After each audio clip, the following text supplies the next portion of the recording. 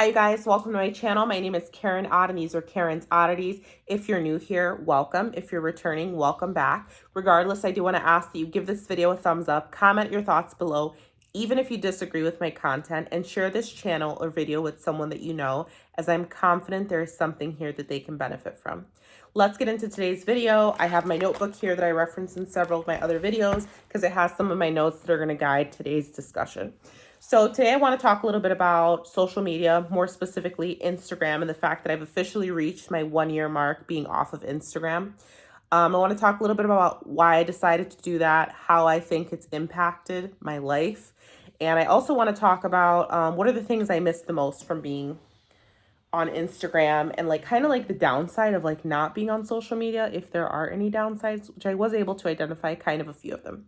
So let's get into it. For starters, one, we know the truth about social media, right? Well, most of us do. If you don't know the truth, essentially social media was designed as a tool to, one, allow people to connect, allow people to be creative, allow people to exchange information in a quick, rapid, and interactive way.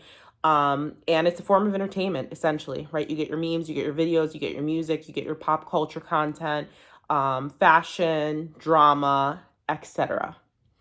You can be any and anyone that you want to be. You can portray any lifestyle that you want to, as long as you are, one, abiding by whatever rules of whatever platform of choice you're choosing to use.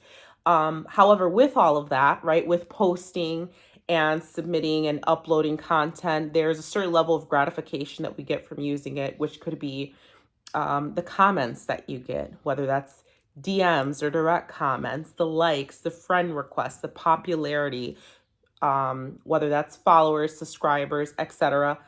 All of those things give us some sort of gratification, right? The more we receive of it, the better we feel about ourselves. It gives us some sense of validation. The more likes we have on this photo, it validates whether or not we're attractive, whether or not if we upload this, if we give a new update or status update about our lives and so many people give us all this praise, it kind of validates that we're on the right path, that we're doing what we're supposed to, etc.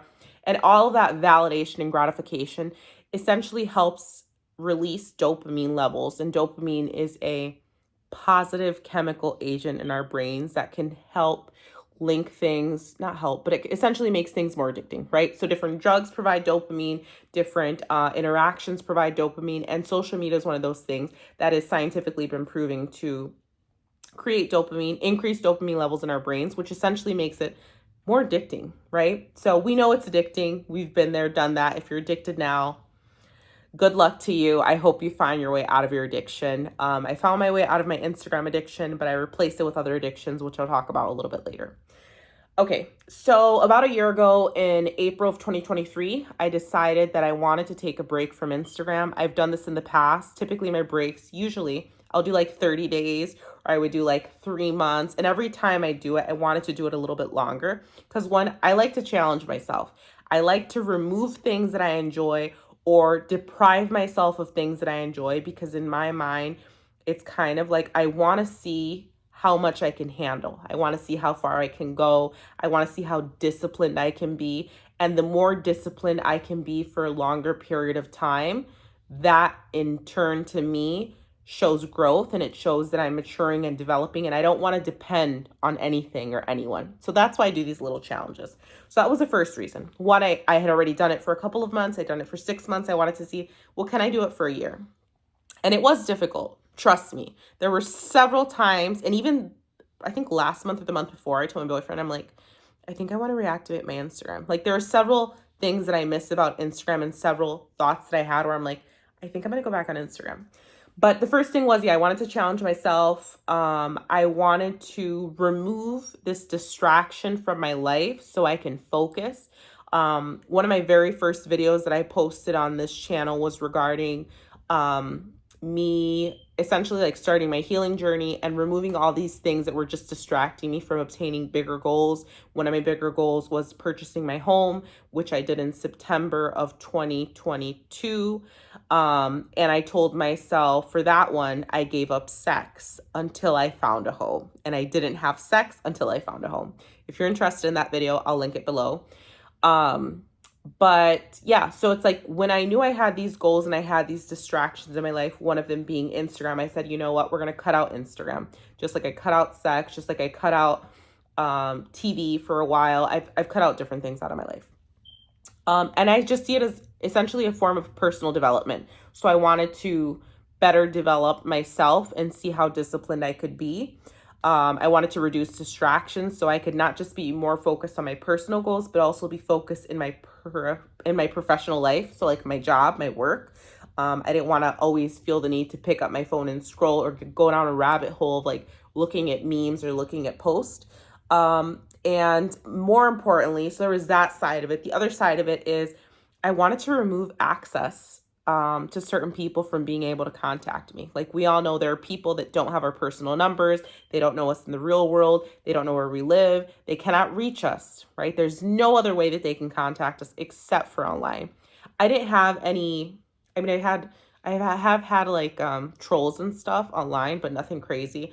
I have had stalkers, but nothing crazy online. And it wasn't anything negative, but it was just like it can get super draining when you're on social media and you enjoy posting, but then it's like you get a lot of response sometimes to some of the things that you post, and it's like it's super draining to have to respond to people.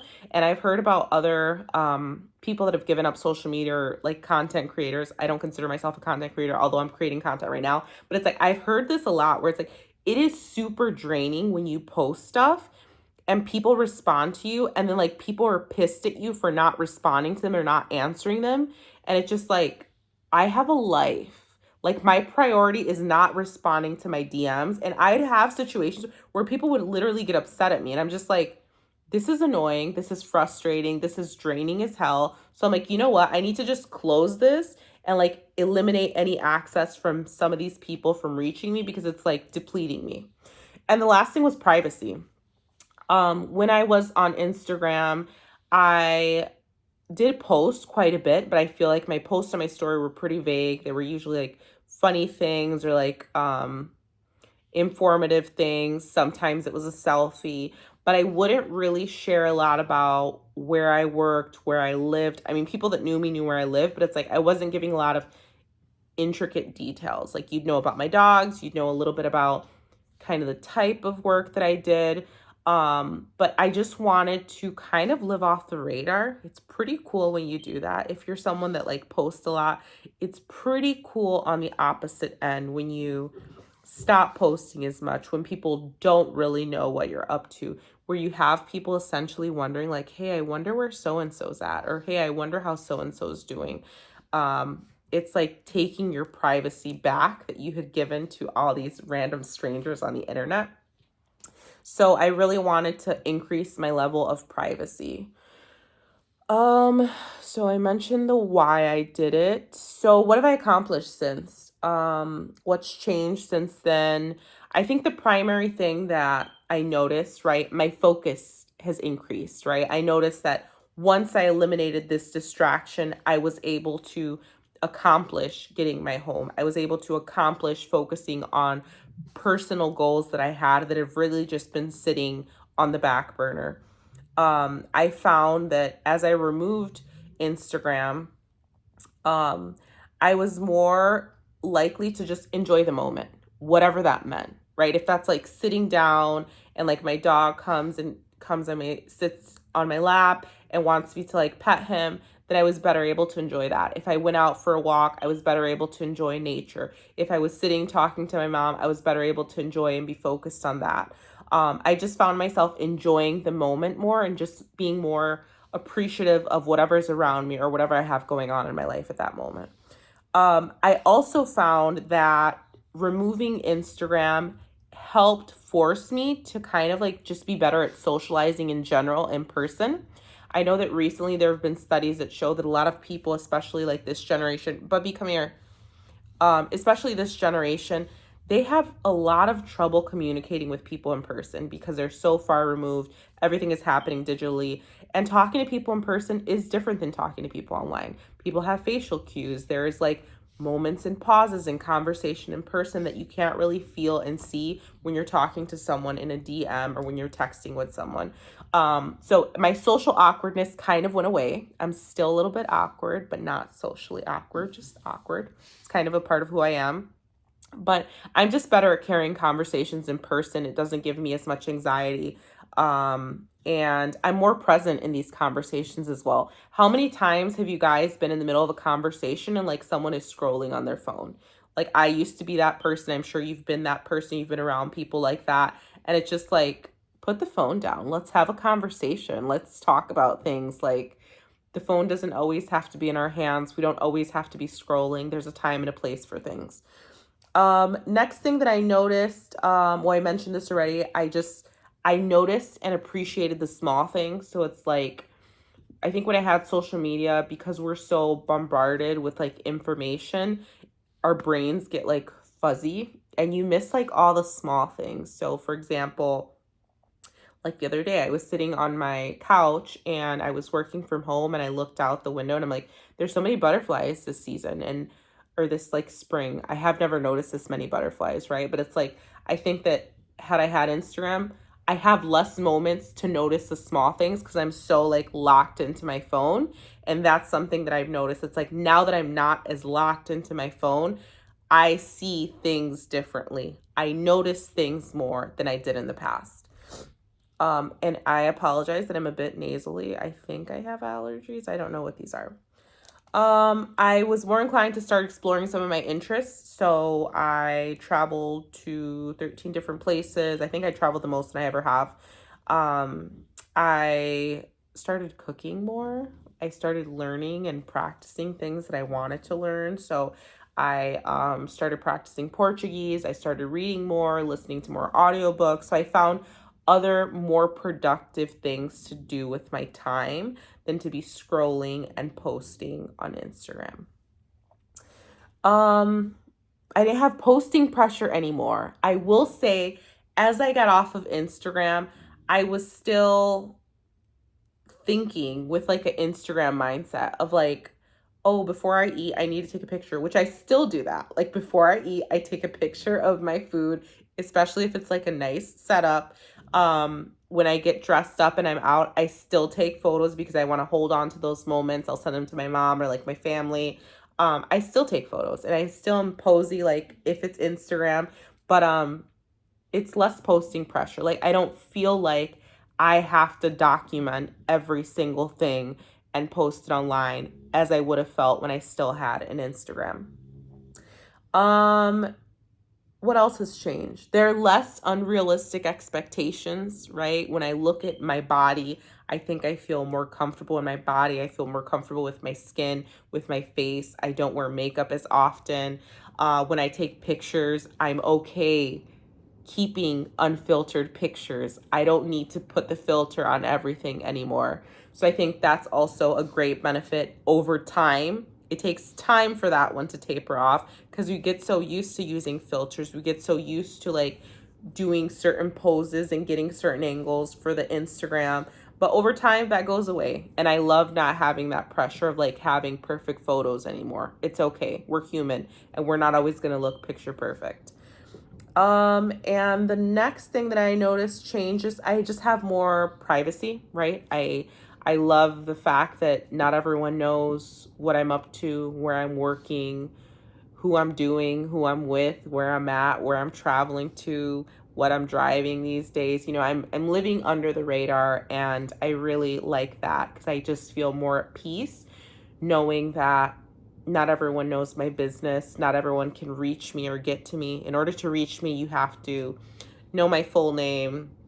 You have to know my email or have my phone number or know someone that knows me and then ask that person to try to get in contact with me. If you don't go around those ways, or you have to know where I work because then you can find me at work. But if you don't know any of those ways to reach me, you'll never get to me. And I love that. What's next? So those are the things that change, kind of like some of my accomplishments or like improvements, if we'll call them that. What do I miss the most and what's the downside? I would say, what do I miss the most of Instagram? I miss the memes. I miss the memes, the funny videos, right? I miss connecting with people online. I miss connecting with people that it's like I only know online. Like I had people that I was connected with that were like in the UK. I had a couple people that I was friends with from the UK. I guess like online friends. What I think there was this one guy from Africa, and no, it was not like a scammer. I mean, he never asked me for money. It was just like he was a nice person, right? He would check in on me. We'd talk about life a bit. I think there was someone from Turkey as well.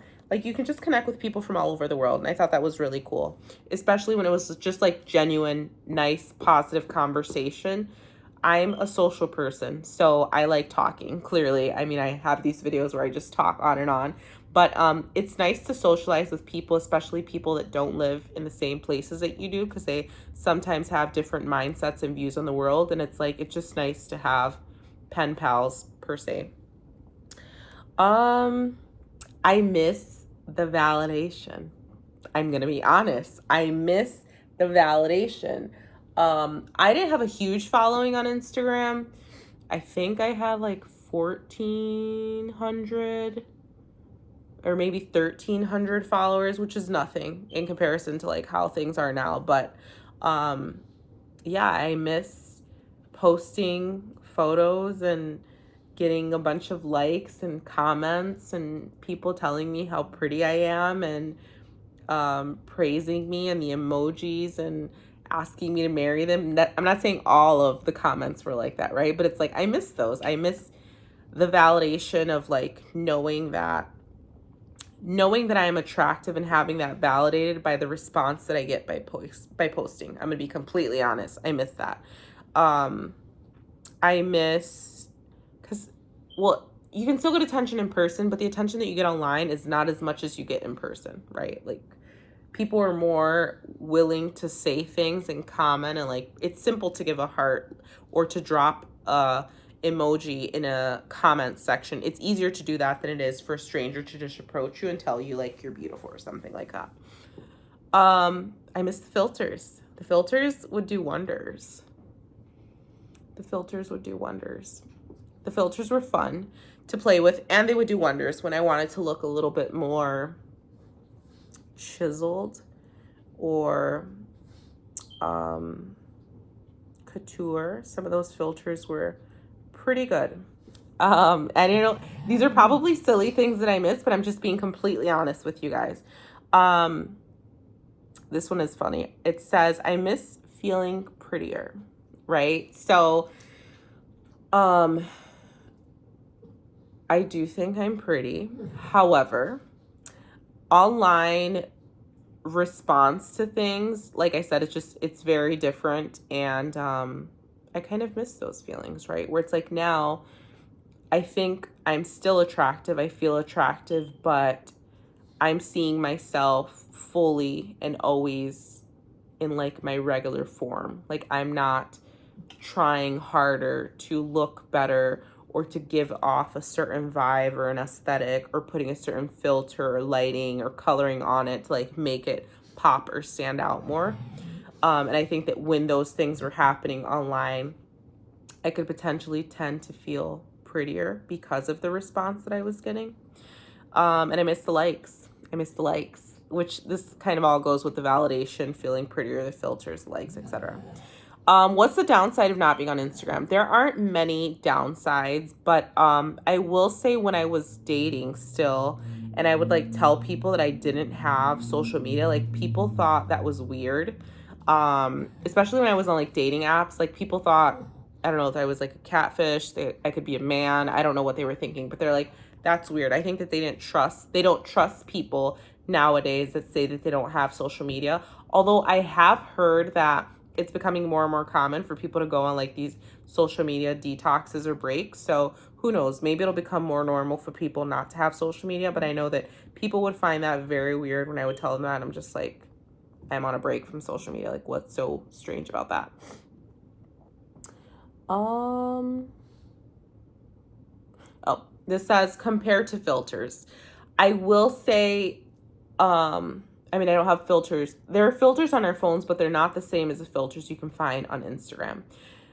I still find that when I look at my photos, I still compare in my head to that image that I have of like a filtered photo or what a photo would look like on Instagram. So it's like I still have that, but I'm not addicted to it anymore, clearly, because I would still be using it. The downside of me not being on Instagram, I have replaced that addiction. Sometimes if you have an addictive personality, or an addicting personality, or if you're just eliminating an addiction out of your life, you can tend to replace it with something else. So right now, YouTube is my addiction. And it's not so much the videos that I produce and post, because clearly I don't have that much content on my channel. It's more about watching the YouTube shorts and just like generally watching YouTube videos. Like that's like my thing now. Like I will scroll and scroll and scroll and scroll in the shorts, like till the point where I'm like falling asleep. And then now I'm like, well, I need to get rid of YouTube too. I gotta get rid of it. YouTube is one. And the second thing is Reddit. So every day I check Reddit, and I mean, Reddit has news, but it also has like all these different subjects that you can like read about and different content and people blogging and stuff. And Reddit and YouTube have now replaced my Instagram addiction. Do they still produce dopamine levels and are they still addicting? Absolutely, but it's a different way. Like the dopamine that I get is less about me and more about what I see on there. But it's still not healthy. And I know that I'm creating an unhealthy relationship with both of those platforms. So at some point, maybe I'll go off YouTube, maybe I'll go off Reddit, and I will really be off the radar. I miss, the other thing that's a downside is I often am missing like the different trends that are going on, or like the jokes or challenges. I remember like, especially when COVID took place, there were so many like challenges that people were doing, which were hilarious. Like watching the little videos and stuff. I've never had a TikTok. I've never had a Snapchat. I had a Facebook for a couple of years and then I got rid of that like a super long time ago. So really the only social media I've had for a chunk of time was Instagram. And yeah, so like I miss those things. But all in all, I think me getting off of Instagram was good. Unfortunately, like I said, I replaced it with 2 other things. And I don't know, I'm still debating like if I want to go back. What sucks about Instagram, and I don't know if other platforms do this, if I decide to log back into my Instagram today and I want to deactivate it, I have to, I don't know if it's 10 days or a full week. So it's like, if I go back on and I'm like, oh my God, I hate this thing, I have to wait a full week before I can deactivate it. And I'm like, I wish I could just deactivate it immediately, but they don't want you just like activating, unactivating. They want you to either stay in or stay out. And I think that's also a way to like keep you hooked and addicted to it. So that's where I'm at. And I'm so tired at this point. I'm pretty sure you can probably see it in my eyes. It's not even that late, but I guess I've just had a really long day. It's been a long day. It's kind of been a long week. So I hope you guys enjoyed this video. Let me know if you are currently on social media. What platforms are you on? Have you considered giving those things up? What's stopping you? Why do you want to give them up? And I say, give it a try. You don't have to give it up for a whole year. You don't even have to do 6 months. Do 30 days and see how you feel. Especially if there's something like you want to focus on or get done. The first place that you should start is noticing where your biggest distractions, and wherever those distractions are, focus on putting a pause to them or eliminating them. And then step 2 would be start scheduling time for the things or the thing that is important to you that you're trying to work towards. A couple of months ago when I started like doing my planning, like I have my daily plan, like what I want to do daily. I have my weekly plan, and I know not everyone plans this way. My weekly plan, my monthly plan, my quarterly plan, and my annual plan.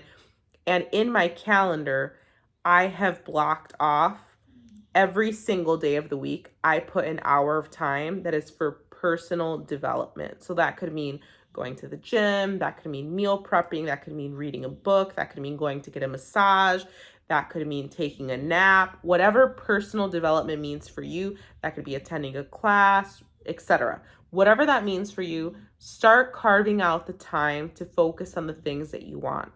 Time passes by so quickly.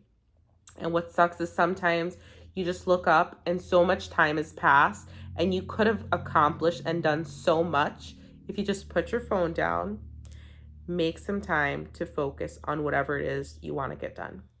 I hope you guys enjoyed this video. I will see you in the next one. Thank you.